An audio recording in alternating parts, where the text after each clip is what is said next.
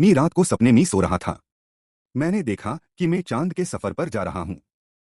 नीला आसमान, चमकते तारे, इन सबके साथ में बहुत तेजी से आगे बढ़ता गया। थोड़ी ही देर में बड़ा सा गोला दिखाई दिया।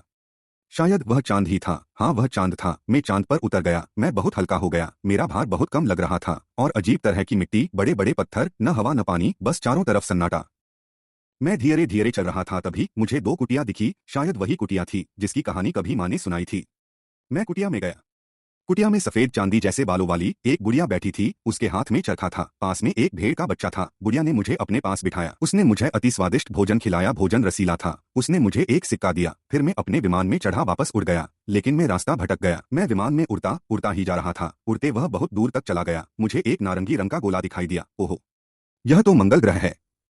मैं जोर से बोला। तब तक तो मैं ग्रह मंगल में पहुंच गया। मैं नीचे उतरा तो बड़े बड़े एलियन जैसे जीव घूम रहे थे।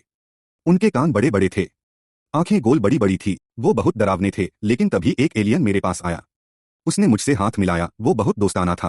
तभी एक दूसरा एलियन वहां अपनी हवा में चलने वाली कार लेकर आया। उसने मुझे बैठने का इशारा किया।